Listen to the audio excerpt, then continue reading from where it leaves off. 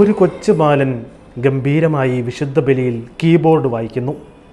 തൊട്ടടുത്ത് നിന്നുകൊണ്ട് ഒരു പെൺകുട്ടി അതിമനോഹരമായി ഗാനം ആലപിക്കുന്നു.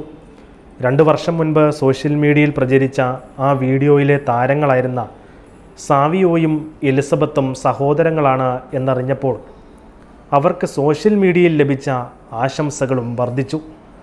അന്ന് പ്രചരിച്ച ആ ദൃശ്യങ്ങൾ വീണ്ടും വൈറലായതോടെയാണ് ഈ സഹോദരങ്ങളെ അന്വേഷിച്ച് ഞങ്ങളുടെ പ്രതിനിധി യാത്ര തിരിച്ചത്. ഇടുക്കി ജില്ലയിലെ നെടുങ്കണ്ടം സ്വദേശികളായ ഇവർ ഇപ്പോഴും പള്ളിയിൽ പാട്ടുകൾ പാടുന്നുണ്ടോ എന്നിങ്ങനെ നിരവധി ചോദ്യങ്ങൾക്കും സംശയങ്ങൾക്കും ഉത്തരവും ലഭിച്ചു. അന്നവർ എത്ര തീക്ഷ്ണതയോടെയാണോ ക്രിസ്തുവിനെ മഹത്വപ്പെടുത്തിയത്, അത് കൂടുകയല്ലാതെ ഒട്ടും കുറഞ്ഞിട്ടില്ല എന്ന് അവരുടെ വാക്കുകളിൽ നിന്നും വ്യക്തമാണ്.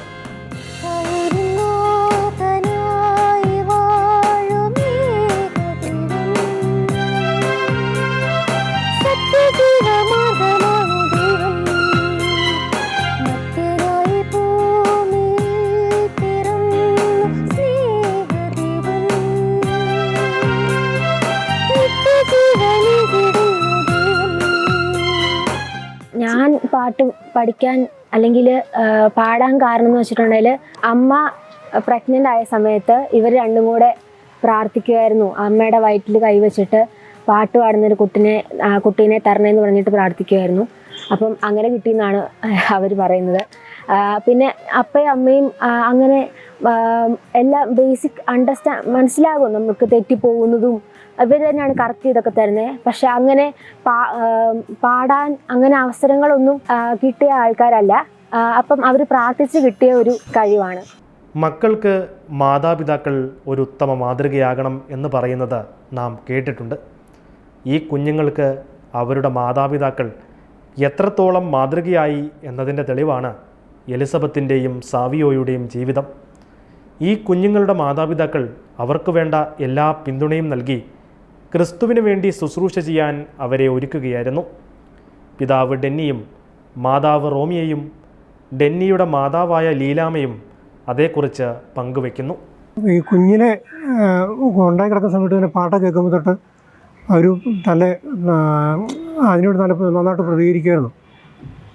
അത് കഴിഞ്ഞിട്ട് ഈ തൊട്ടി കടത്തി ഉറക്കുമ്പോൾ അല്ല ഞങ്ങൾ ഈ പാട്ട് പാടിയൊക്കെയാണ് ഉറക്കേണ്ടത്. അപ്പോൾ അങ്ങനെ പാടി ഇവിടെ ഈ പാട്ടെല്ലാം തന്നെ ഏകദേശം കാണാൻ പഠിച്ചു. എൻ്റെ ചെറുപ്പം തൊട്ടേ ഒരുപാട് നടന്നിട്ടുണ്ട് ഈ കീബോർഡ് പഠിക്കാൻ വേണ്ടി. അന്നൊന്നും എനിക്ക് പറ്റിയിട്ടില്ല, കീബോർഡ് വായിക്കാണ്ട് പറ്റിയിട്ടില്ല. അപ്പോൾ ഈ കുർബാന സമയത്തും ഈ ധ്യാനത്തിനോ ആരാധന സമയത്തൊക്കെ ഓരോരുത്തർ കീബോർഡ് വായിക്കുന്ന കാണുമ്പോൾ ഞാനിങ്ങനെ അറിയാതെ കരയുമായിരുന്നു. അപ്പോൾ ഈ കൊച്ചു ഇവൻ ഉണ്ടാക്കി കഴിഞ്ഞപ്പോൾ ഒരു വീട്ടിൽ ചെറിയ കീബോർഡ് ഉണ്ടായിരുന്നു. ഒരു 2 ക്ലാസ്സൊക്കെ 2ാം ക്ലാസ് 3ാം ക്ലാസ്സൊക്കെ സമയത്ത് ചുമ്മാ ഇവർ രണ്ടും കൂടെ കീബോർഡിൽ പിന്നെ കളിക്കുക. ഈ കളിച്ച് വായിക്കുന്ന മുഴുവൻ ഇങ്ങനെ ഓരോ പാട്ടുകളാണ് വായിച്ച് പഠിക്കുന്നത്. ഈ വാവായിഷാഥ ജനഗണമന അങ്ങനെ പാടി ഒരു അപ്പം ഞാൻ കുറച്ച് ദിവസം ഇവിടെ ഇല്ലായിരുന്നു. അപ്പോൾ അത് ഞാൻ നോക്കിയത് ഒരു 10-30 പാട്ടുകൾ ഇങ്ങനെ പല പാട്ടുകൾ ഇങ്ങനെ വായിക്കുക. ഇസ്രായേൽനാഥനൊക്കെ നല്ല ചുമ്മാ കൂളായിട്ടങ്ങ് വായിച്ചു വിടുക. അപ്പോൾ അങ്ങനെ വന്നപ്പോഴത്തേന് നമ്മുടെ പരിചയമുള്ളൊരു ജെൻസ് എന്ന് പറഞ്ഞ ഒരു മാഷിനെ വിളിച്ച്, അപ്പോൾ കോവിഡിൻ്റെ സമയമായിരുന്നു, ജെൻസിനോട് പറഞ്ഞ് വാട്സാപ്പിൽ വീഡിയോ കോളിങ് വഴിയായിട്ട് ക്ലാസ് കൊടുത്തു. നേരിട്ട് ക്ലാസ് കൊടുത്തിട്ട് ഒരു 10 ക്ലാസ് പോലും നേരിട്ട് കൊടുത്ത് കാണത്തില്ല. അപ്പോൾ അത് കഴിഞ്ഞിട്ട് കീബോർഡിൽ കുർബാനയുടെ പാട്ടുകളൊക്കെ പഠിക്കാൻ തുടങ്ങി. അപ്പോൾ ഞാൻ മറ്റേ BK3 ഒരെണ്ണം വായിച്ചു കൊടുത്തു.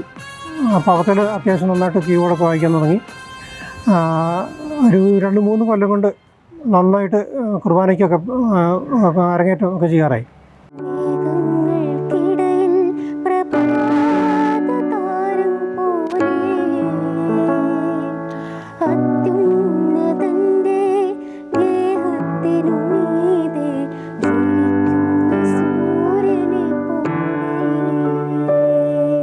അവൾ പാടാൻ തുടങ്ങുമ്പോഴൊക്കെ ഞാനും പറയാം, ആരെങ്കിലും പാട്ട് പാടാൻ പറയുമ്പോൾ ആദ്യമേ പാടേണ്ടത് ദൈവം തന്നതല്ലാതെ എല്ലാം എൻ്റെ ജീവിതത്തിലൊന്നും പറഞ്ഞൊരു പാട്ടുണ്ടല്ലോ, ആ പാട്ട് പാടണം, അത് പാട്ടൊരിക്കലും മറക്കരുത് എന്ന് പറയുമായിരുന്നേ. ഡാഡിയും മമ്മിയും അങ്ങനെയായിരുന്നു. ഇവരുടെ സപ്പോർട്ട്, ഇവരുടെ അനുഗ്രഹമാണ്. അത് 100% നമുക്ക് ഉറപ്പാണ്. ഞങ്ങളൊക്കെ ചെറിയൊരു ഭാഗം മാത്രമേ ആയിട്ടുള്ളൂ ആ കാര്യത്തിൽ, ഈ പിള്ളേരുടെ കാര്യത്തിൽ. കാരണം ഞങ്ങൾ രണ്ടുപേരും ജോലിക്ക് പോകും. രാവിലെ മോൾക്ക് 1 വയസ്സായപ്പോൾ തൊട്ട് ഞാൻ ജോലിക്ക് പോകുന്നതാണ്. അപ്പം ഡാഡിയും മമ്മിയായിരുന്നു ഈ പിള്ളേരുടെ കാര്യത്തിൽ മുഴുവൻ. ഇത്ര ഈ നിലയിൽ ഇപ്പോൾ ഇവർ എത്തണമെങ്കിൽ ഇവരുടെ അനുഗ്രഹം ഒന്ന് മാത്രമാണ് ഞാൻ 100% വിശ്വസിക്കുന്നുണ്ട്. ഞാൻ 2.5 വയസ്സിലാണ് ആദ്യമായിട്ട് സ്റ്റേജിൽ കയറുന്നത്. അപ്പോൾ ഒരച്ഛൻ്റെ യാത്രയപ്പിൻ്റെ സമയത്ത് സിസ്റ്റർമാരൊക്കെ പിടിച്ച് കൊച്ചു പാട്ട് പാടുന്നെന്ന് പറഞ്ഞിട്ട് അങ്ങനെ വലിച്ചു കയറ്റി സ്റ്റേജ്, അങ്ങനെയാണ് ആദ്യമായിട്ട് സ്റ്റേജിൽ പാടുന്നത്. അതുകൊണ്ട് തന്നെ കുഞ്ഞുനാൾ തൊട്ട് അങ്ങനെ സ്റ്റേജിൽ കയറുന്നതുകൊണ്ട് തന്നെ നമുക്ക് സ്റ്റേജ് ഫിയർ അങ്ങനെയൊന്നും പാട്ടിൻ്റെ കാര്യത്തിലൊന്നും അനുഭവിക്കേണ്ടതായിട്ട് വന്നിട്ടേ ഇല്ല. കുഞ്ഞിലേ തൊട്ട് ആ ഒരു എല്ലാവരും അങ്ങനെ ട്രീറ്റ് ചെയ്തുകൊണ്ട്, അപ്പം പള്ളിയിലൊക്കെ ആണെങ്കിലും നമ്മൾ പാടുമ്പോഴും എല്ലാവരും നല്ല സപ്പോർട്ടാണ്.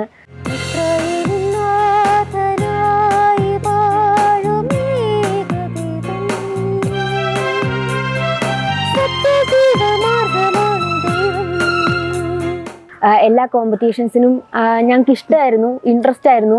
മത്സരിക്കാനും അങ്ങനെ പ്രാക്ടീസ് ചെയ്യാനും ഒക്കെ ഞങ്ങൾക്ക് തന്നെയാണേലും അല്ലെങ്കിലും വീട്ടിൽ നിന്നാണേലും ഭയങ്കരമായിട്ട് എൻകറേജ് ചെയ്യും. പഠിത്തത്തോടൊപ്പം ഇതും കൂടെ ആ സെയിം ഇമ്പോർട്ടൻസിൽ അല്ലെങ്കിൽ ഒരുപടി അതിനേക്കാളും ഈശോ തന്നൊരു കഴിവെന്നാണ് എപ്പോഴും ഇവർ പറയാറുള്ളത്. അപ്പയാണേലും അമ്മച്ചിയാണേലും വീട്ടിലെല്ലാവരും അങ്ങനെയാണ് പറയുക, ഈശോ തന്ന കഴിവാണ്, അപ്പോൾ ഈശോയ്ക്ക് വേണ്ടി പാടണം, അങ്ങനെയുള്ളൊരു മൈൻഡ് മാത്രമാണ് ഞങ്ങളെ കൊണ്ടുപോയിട്ടുള്ളത്.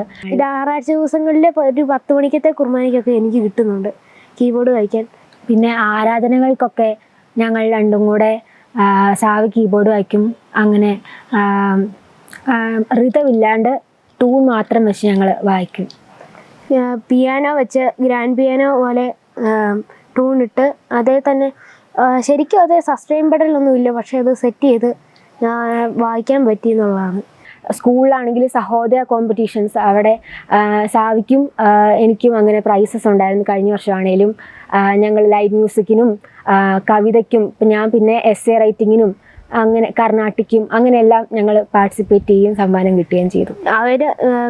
ആര് നമ്മളോട് താങ്ക് യു പറഞ്ഞാലും അല്ല നല്ലായിരുന്നു കേട്ടോ എന്നൊക്കെ പറഞ്ഞാലും ഈശോയ്ക്ക് നന്ദി പറയണമെന്നാണ് എപ്പോഴും. നമ്മളെപ്പോഴും ഒരിക്കലും താങ്ക് യു എന്ന് പറയണ്ട, നീ ഈശോയ്ക്ക് നന്ദി എന്ന് പറഞ്ഞാൽ മതി, ഈശോ തന്ന കഴിവാണ്, അപ്പം ഈശോനെ മഹത്വപ്പെടുത്തിക്കോ, അങ്ങനെയാണ് ഇവർ പറയാറുള്ളത്.